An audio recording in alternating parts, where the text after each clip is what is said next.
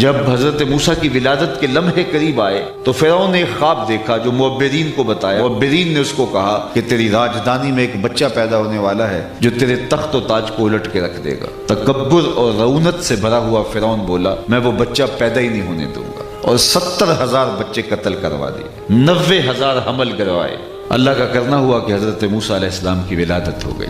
موسیٰ سخت پریشان ہو گئی کہ فرعون کے سپاہی میری گود سے میرے بچے کو چھین کے لے جائیں گے۔ ماں کی ممتا جب تڑپی تو اللہ نے موسیٰ کی جانب وحی کی کہ پریشان ہونے کی ضرورت نہیں، اس بچے کو دریائے نیل کی موجوں کے سپرد کر دو، پھر ہماری قدرت کے تماشے دیکھو، ہم کیسے پلٹا کے اس کو آپ کی گود میں لاتے۔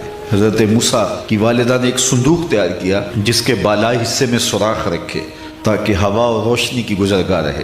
وہاں حضرت موسیٰ علیہ السلام کو بٹھا دیا، دریائے نیل کی موجوں کے سپرد کر دیا۔ قرآن پڑھیے، سارا واقعہ موجود ہے۔ اللہ کے وعدے پہ مطمئن ہو کر حضرت موسیٰ علیہ السلام کی والدہ تو واپس گھر آ گئی، لیکن ان کی ہمشیرہ سے رہا نہ گیا۔ بہن ہوتی ہے، وہ دریا کنارے ساتھ ساتھ چلنے لگی، اور جو ہی وہ صندوق ڈوبنے لگتا تو بہن کا دل بھی ڈوب جاتا، اور جب وہ تیر کے سطح آب پہ آ جاتا تو اس کے دکھی دل کو قرار ملتا۔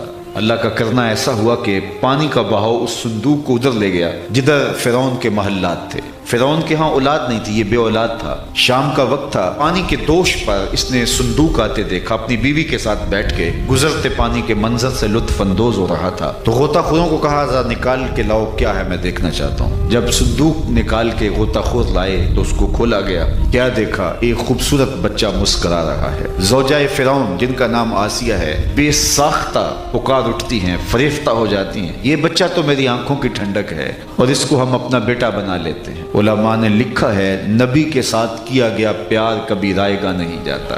اگر فرعون بھی کہہ دیتا ہاں میری آنکھوں کی بھی ٹھنڈک ہے، تو رب یہ نہ دیکھتا اس نے دعویٰ کیا ہے، یہ دیکھتا میرے نبی سے پیار کیا ہے، اللہ اسے بھی ہدایت دے دیتا۔